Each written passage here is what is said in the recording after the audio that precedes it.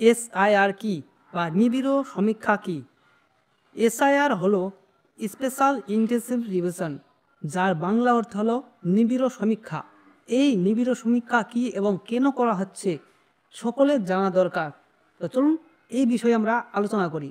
সম্প্রতি পশ্চিমবঙ্গের নিবিড় সমীক্ষা বা স্পেশাল ইন্টেন্সিভ রিভিশন এসআইআর নিয়ে অনেক সাধারণ ভোটার ও অভিভাবকদের মনে নানা প্রশ্ন উঠেছে। এই বিষয়টি ভালোভাবে জানা অত্যন্ত সকলের জরুরি। অনেকেই বুঝে উঠতে পারছেন না যে এই নিবিড় সমীক্ষা আদৌ কী, কেন এটি শুরু হয়েছে। 2002 সালের ভোটার তালিকার সঙ্গে এর সম্পর্ক কি রয়েছে। আজকের এই ভিডিওতে আমরা খুব সহজ ভাষায় এই বিষয় পরিষ্কার করে বুঝে নেব। আমরা প্রথমে জেনে নেব এসআইআর বা নিবিড় সমীক্ষা কি। তার পরিবর্তে জানব 2024 থেকে 25 সালে এসআইআর কর্মসূচি কেন এত গুরুত্বপূর্ণ হচ্ছে। তার পরিবর্তে আমরা জেনে নেব 2002 সালের ভোটার তালিকা কোথা থেকে এবং কিভাবে পাওয়া যাবে সেই সম্পর্কে আমরা জেনে নেব। তো ভিডিওটা খুবই একটি গুরুত্বপূর্ণ ভিডিও। তো চলুন শুরু করি। নিবিড় সমীক্ষা অর্থাৎ স্পেশাল ইন্টেন্সিভ রিভিশন কি?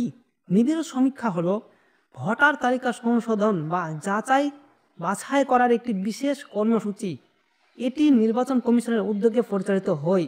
প্রথম উদ্দেশ্য হলো ভোটার তালিকাকে হালনাগাদ অর্থাৎ নতুন করে আপডেট করা। দ্বিতীয় উদ্দেশ্য হলো পুরনো ভোটারদের নাম যাচাই করা। তৃতীয় উদ্দেশ্য হলো নতুন ভোটারদের নাম অন্তর্ভুক্ত করা। এরপর চতুর্থ উদ্দেশ্য হলো একাধিক ঠিকানায় নাম থাকা ভোটারদের নাম সংশোধন করা। তার পরবর্তীতে উদ্দেশ্য হলো মৃত বা স্থানান্তরিত ভোটারদের নাম তালিকা থেকে বাদ দেওয়া। এই প্রক্রিয়াটি সাধারণত নির্বাচনের আগে অনুষ্ঠিত হয়ে থাকে, যাতে ভোটার তালিকায় নতুন ভুল না থাকে। 2024 থেকে 25 সালের এই এসআর কর্মসূচি কেন এত গুরুত্বপূর্ণ হচ্ছে এই বিষয় নিয়ে এবার আমরা আলোচনা করব। বর্তমান পশ্চিমবঙ্গে যেটা শুরু হচ্ছে সেটি একটি বিশেষ ধরনের নিবিড় সমীক্ষা, যার প্রেক্ষাপট একটু আলাদা। এবার আমরা জেনে নেব 2024 থেকে 25 সালের সার কর্মসূচি কেন এত গুরুত্বপূর্ণ পাচ্ছে। বর্তমানে পশ্চিমবঙ্গে যেটা শুরু হয়েছে এটি একটি বিশেষ ধরনের কর্মসূচি সমীক্ষা, যার প্রেক্ষাপট একটু আলাদা। এইবার এসআইআর প্রক্রিয়ায় 2002 সালের ভোটার তালিকা বিশেষ গুরুত্ব পাচ্ছে। এবং এটি কেন 2002 সালের গুরুত্বপূর্ণ হয়েছে, 2003 সালেরও পেতে পারতো, 1 সালেও পেতে হয়তো। চলুন সেটা আমরা জেনে নিই। প্রথম পয়েন্ট হলো যাদের নাম 2002 সালের তালিকা ছিল তাদের ভোটার প্রমাণের জন্য অতিরিক্ত কোনো নথির প্রয়োজন নেই। ভালোভাবে বুঝতে পেরেছেন আপনারা? এটা আবার বলে দিয়েছি শুনেন, এটা হচ্ছে সবথেকে ইম্পর্টেন্ট বিষয়। যাদের নাম 2002 সালের তালিকা ছিল তাদের ভোটার প্রমাণের জন্য অর্থাৎ তাদের যে ভোট অর্থাৎ নাগরিক সেটা প্রমাণ করার জন্য অতিরিক্ত কোনো নথির অথবা ডকুমেন্টসের প্রয়োজন নেই। কিন্তু 2002 সালের তালিকাকে প্রাথমিক ভিত্তি করে যাচাই করা হচ্ছে কে আসল ভোটার। এটি মূলত ফেক ভোটার চিহ্ন করার একটি বিশেষ পদক্ষেপ। আপনারা আশা করি বিষয়টি বুঝতে পেরেছেন। এরপর আমরা জেনে নেব 2002 সালের ভোটার তালিকাটা আপনারা কোথা থেকে এবং কিভাবে পাবেন। চলুন এটি সব থেকে গুরুত্বপূর্ণ বিষয়। এই বিষয়টি আপনাদেরকে অবশ্যই জেনে রাখা দরকার। নির্বাচন কমিশনের অফিসিয়াল ওয়েবসাইট অর্থাৎ chief electoral officer West Bengal এখন ধাপে ধাপে 2002 সালের সমস্ত ভোটার লিস্টের যে তালিকা সেটি আপলোড করছে আস্তে আস্তে। অর্থাৎ আপনারা হয়তো সব জেলার এখন পাবেন না। আর এই যে ভোটার লিস্টের তালিকাটা কোথায় পাবেন এর লিঙ্কটি আমি ভিডিও ডেসক্রিপশনে দিয়ে রাখবো।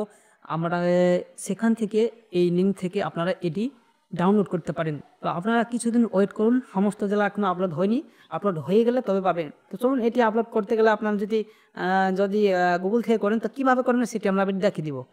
এটি ডাউনলোড করার জন্য সর্বপ্রথম আপনাদেরকে যেটা করতে হবে এই যে অফিসিয়াল ওয়েবসাইট সেখানে যেতে হবে। তো সেটা আপনাদেরকে অত খাটনি করে যাওয়ার দরকার নেই, আমি ভিডিওর ডিসক্রিপশন বক্সে এর লিঙ্কটা দিয়ে রাখবো। সেখান থেকে লিঙ্কে ক্লিক করে আপনার মোবাইল হোক, কম্পিউটার হোক, ডেস্কটপ হোক, এই লিঙ্কে ক্লিক করলে সরাসরি গুগলে যেয়ে ওপেন হবে। তারপরে লিঙ্কটি ওপেন হওয়ার পর আপনাদেরকে যেটা করতে হবে, ওখানে প্রথমে যেটা নির্বাচন সিলেক্ট করতে হবে সেটা হচ্ছে আপনার জেলা নামটি সেটা আপনারা সিলেক্ট করবেন। আর একটা কথা বলার কি, এখনও এটি কাজ চলছে, সম্পূর্ণ জেলাগুলি আপলোড হয়নি। সেই জন্য আপনারা সমস্ত জেলাগুলো এখন নাও পেতে পারেন, যেগুলো আপলোড হয়েছে সেগুলো দেখতে পাবেন। তো আপনার জেলে কোনটা সেটা আপলোড হয়েছে কিনা সেটা আপনারা গিয়ে দেখতে পারেন। তো এরপর জেলা সিলেক্ট করার পর আপনার দ্বিতীয় যেটা পাবেন সেটা হচ্ছে আপনার বিধানসভা অর্থাৎ অ্যাসেম্বলি। অর্থাৎ বিধানসভা কেন্দ্রের যে নামটি সেটি আপনারা সেখানে দেখতে পাবেন। সেখানে ক্লিক করার পর আপনারা তার পরবর্তী যে অংশ পাবেন সেটি হচ্ছে আপনার বুথ নাম্বার, অর্থাৎ বুথ নাম্বার ওয়াইজ আপনাদেরকে সেখানে আপনার খুঁজে নিতে হবে। আপনার সেই জন্য আপনাকে জেনে রাখতে হবে আপনার বুথ নাম্বার কত, সেটি আপনাকে অবশ্যই জেনে রাখতে হবে। তার পরবর্তীতে আপনাকে যেটা করতে হবে ফাইনাল রোল, অর্থাৎ যে বুথ নাম্বার ক্লিক করার পর আপনার যে পরবর্তীতে যে পিডিএফ আকারে একটি ফাইল ডাউনলোড হবে। সেই ডাউনলোড হওয়া ফাইলটি ওপেন করার পর আপনি সেখানে দেখতে পাবেন আপনার যে এলাকার মানে যে বুথের সিলেক্ট করেছেন যে বুথটা, সেই বুথের যতগুলো মানে ভোটার রয়েছে সমস্ত ভোটারের নাম থাকবে। সেইখান থেকে আপনি নামটা, আপনার যে নাম সেটি আপনি খুঁজে বার করবেন, সেখান থেকে সেটি আপনি ডাউনলোড করতে পারেন অথবা সেখান থেকে ওটা প্রিন্ট করে আপনি আপনার কাছে রাখতে পারেন।